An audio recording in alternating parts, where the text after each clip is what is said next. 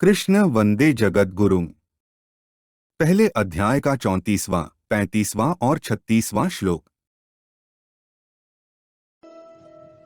यदा यदा हि धर्मस्य ग्लानिर्भवति भारत अभ्युत्थानम् अधर्मस्य तदात्मानं सृजाम्यहम्। परित्राणाय साधूनां विनाशाय च दुष्कृतां धर्म संस्थापनार्थाय संभवामि युगे युगे। पहले अध्याय का 34वां श्लोक।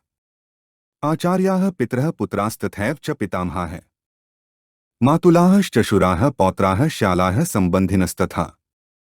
ऊपर कहे गए श्लोकों का अर्थ है, वे लोग गुरुजन, ताऊ, चाचा, पुत्र, पितामह, श्वसुर, पोते, शालक तथा अन्य संबंधी हैं।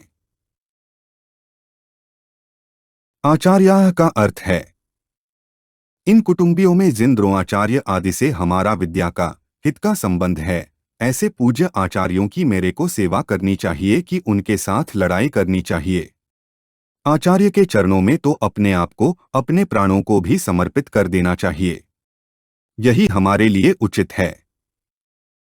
पितरः का अर्थ है, शरीर के संबंध को लेकर जो पिता लोग हैं, उनका ही तो रूप यह हमारा शरीर है। शरीर से उनके स्वरूप होकर हम क्रोध या लोभ में आकर अपने उन पिताओं को कैसे मारें। पुत्राः का अर्थ है, हमारे और हमारे भाइयों के जो पुत्र हैं, वे तो सर्वथा पालन करने योग्य हैं। वे हमारे विपरीत कोई क्रिया भी कर बैठें तो भी उनका पालन करना ही हमारा धर्म है। पितामहाः का अर्थ है, ऐसे ही जो पितामह हैं, वे जब हमारे पिताजी के भी पूज्य हैं, तब हमारे लिए तो परम पूज्य हैं ही। वे हमारी ताड़ना कर सकते हैं, हमें मार भी सकते हैं, पर हमारी तो ऐसी ही चेष्टा होनी चाहिए जिससे उनको किसी तरह का दुख न हो, कष्ट न हो, प्रत्युत उनको सुख हो, आराम हो, उनकी सेवा हो। मातुलाह का अर्थ है, हमारे जो मामा लोग हैं, वे हमारा पालन पोषण करने वाली माताओं के ही भाई हैं। अथ वे माताओं के समान ही पूज्य होने चाहिए। श्वशुराः का अर्थ है, ये जो हमारे ससुर हैं, ये मेरी और मेरे भाइयों की पत्नियों के पूज्य पिताजी हैं। अथ ये हमारे लिए भी पिता के ही तुल्य हैं। इनको मैं कैसे मारना चाहूं। पौत्राः का अर्थ है, हमारे पुत्रों के जो पुत्र हैं, वे तो पुत्रों से भी अधिक पालन पोषण करने योग्य हैं।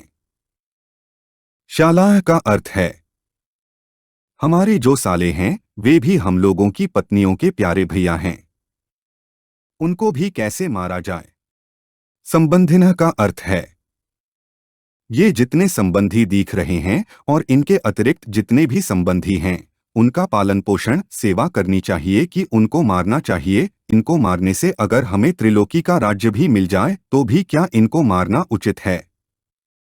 इनको मारना तो सर्वथा अनुचित है। पहले अध्याय का 35वां श्लोक। एतान्न हन्तुमिच्छामि घ्नतोपि मधुसूदन अपि त्रैलोक्यराज्यस्य हेतोः किन्नु महि कृते। ऊपर कहे गए श्लोकों का अर्थ है, हे मधुसूदन, इनके मुझे मारने पर अथवा त्रैलोक्य के राज्य के लिए भी मैं इनको मारना नहीं चाहता, फिर पृथ्वी के लिए कहना ही क्या है। एतान्न टू महिकृते का अर्थ है, यह विचार कर कि संभवत उसने अपने पक्ष को श्री कृष्ण के समक्ष अच्छी प्रकार दृढ़ता से प्रस्तुत नहीं किया है, जिससे कि भगवान उसके मत की पुष्टि करें। अर्जुन व्यर्थ में त्याग की बातें करता है। वह यह दर्शाना चाहता है कि वह इतना उदार हृदय है कि उसके चचेरे भाई उसको मार भी डाले तो भी वह उन्हें मारने को तैयार नहीं होगा। अतिशयोक्ति की चरम सीमा पर वह तब पहुंचता है जब वह घोषणा करता है कि त्रैलोक्य का राज्य मिलता हो तब भी वह युद्ध नहीं करेगा, फिर केवल हस्तिनापुर के राज्य की बात ही क्या है।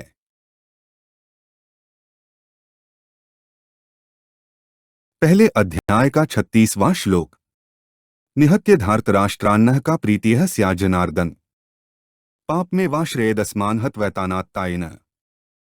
ऊपर कहे गए श्लोकों का अर्थ है, हे जनार्दन, धृतराष्ट्र के पुत्रों की हत्या करके हमें क्या प्रसन्नता होगी।